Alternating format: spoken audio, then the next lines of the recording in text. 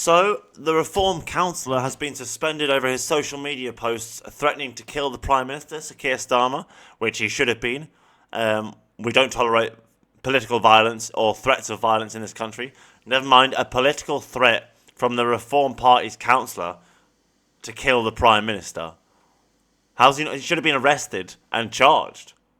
Well, he's only been suspended so far. But what's interesting is, as you all know, tragically, recently Charlie Kirk was assassinated, executed by a mentally ill person, right? And the right wing have been going wild about it, you know, how the left are this, the left are that, the left are this. And I'm a centrist, as you all probably know, regardless of, you know, people's delusions. So I just wanted to go into the GB News comment section over this matter and see what they're all saying. So, let's have a look. So, first comment. Steve Bibley, studied at Monsters, Inc.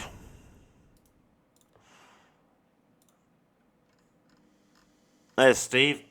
So, Steve said, only thinking what the rest of the UK is. Laughing face, fingers up, apart from the lefty idiots. So, we've literally just had someone who was on the right wing assassinated because of political violence. And this man's laughing about some threats to kill our Prime Minister. Now, the whole point is, I don't agree with Keir Starmer and the things he's doing and the things he's done. I don't agree with the way he behaves and goes on, or some of the things he believes. But I certainly don't wish any violence to come to him. And that seems like he's encouraging violence against the Prime Minister. So how come, right, the whole right wing has spent the entire week saying it's all the left with political violence, and here we have someone on the right wing, political violence. Next person, Jamie Humphreys, born on the 13th of June 1989, went to QEM's high school. There's Jamie and his son.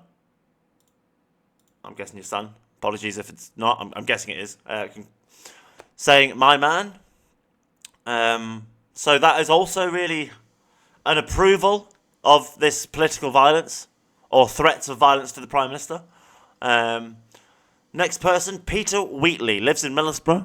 It's okay to be English, but apparently it's okay to threaten the English Prime Minister with threats of violence. Apparently. Peter, I don't know what world you live in. Wendy Meecook worked at DNA, went to Kroll, or whatever that is. And so you don't see a problem with someone threatening the British Prime Minister with violence who's a political rival. You don't see a problem with that.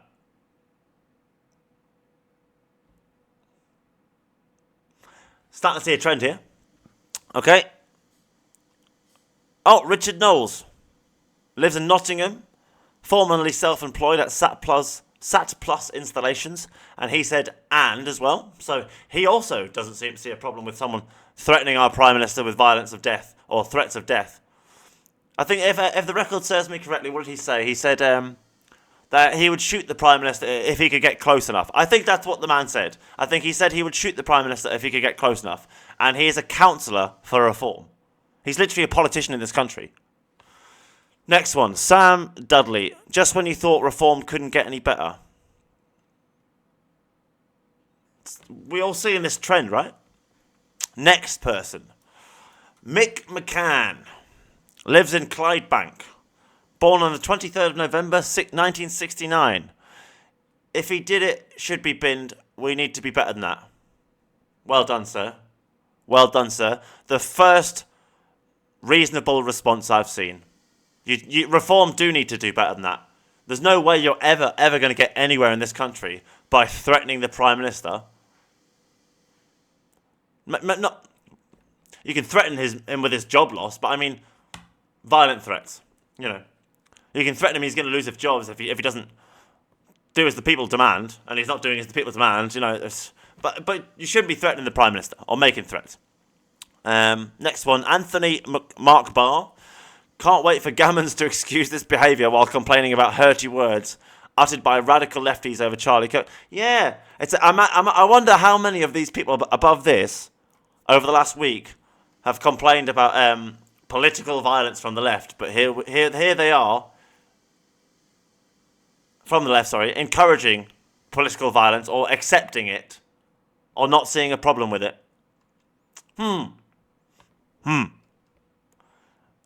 And then Maximus Meridius Clarkus. That can't be your name. If it is, you have a legendary name. Absolutely legendary name. And he said dickhead. So that's not an approval. That seems like a condemnation. So now there's 48 comments. 109. Let's go through them. They're certainly shooting up. Let's have a look. There's more now.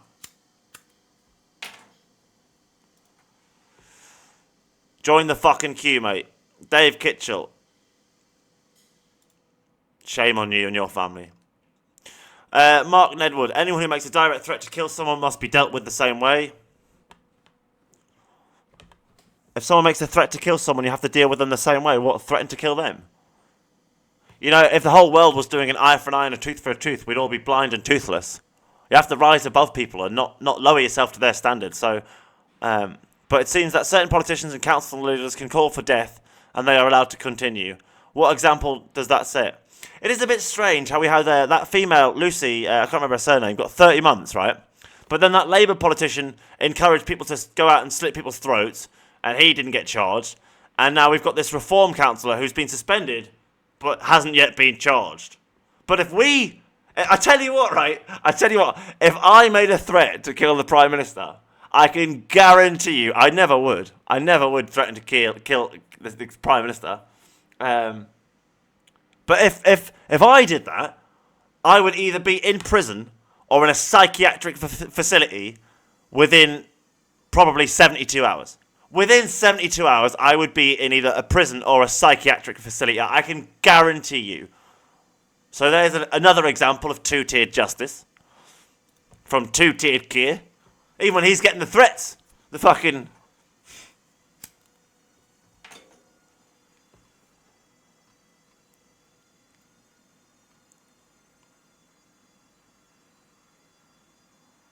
Oh, and Jacob Mira wants to talk about the death threats made against Farage, and I agree with that. I agreed the moment I heard about it. They should be anyone who's making death threats should be arrested. Anyone who's threatening women with sexual assaults should be arrested. Like, the police are powerless in this country. They're just a lawless gang who pick and choose which crimes to deal with. I know a lot of them are hard-working police officers who do a good job in emergency situations, but I'm not talking about the emergency situations.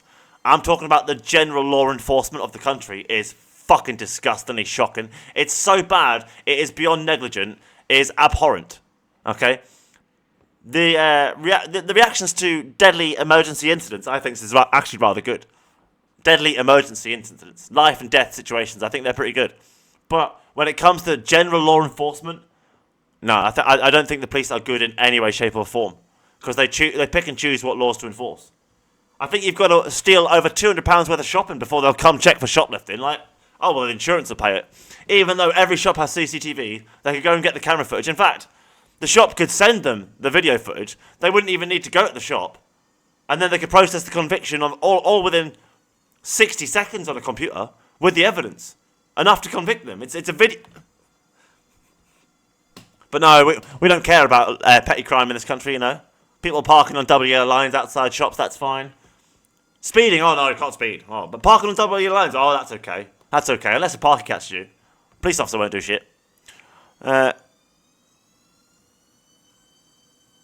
happened about the threats tonight? Well, I agree, we haven't heard about that.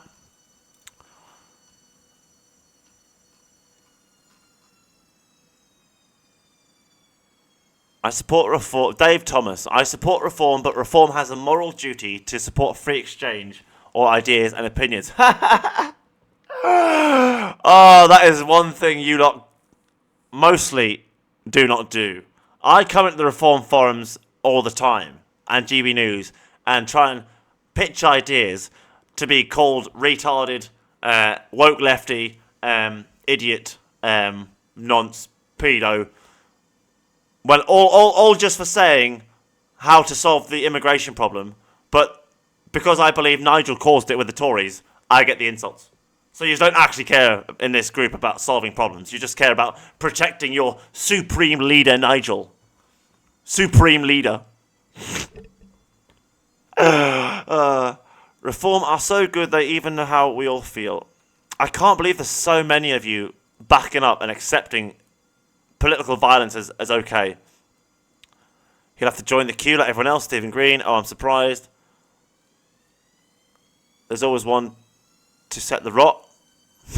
There was already rot set in Graham Reynolds. As soon as Lee Anderson walked through that door, you had the man who betrayed Labour to go to the Tories, and then fucked the countries up with the Tories, and then goes to Reform, and there's now complaints about what Labour and the Tories have done. And then they got Nadine Dorries. Anyway, fucking hell. Oh my God, makes me laugh.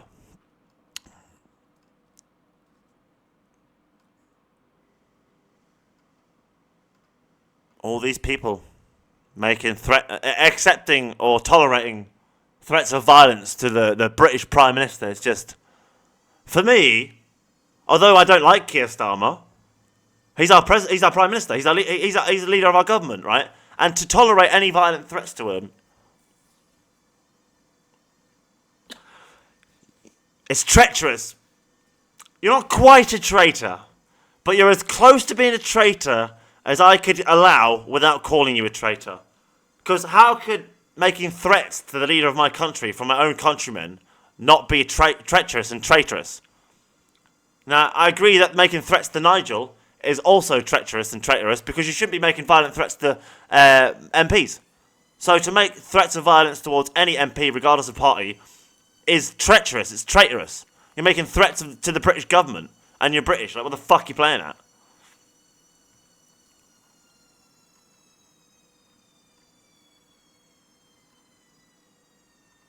They need a medal, not a rebuke. Wayne Sykes.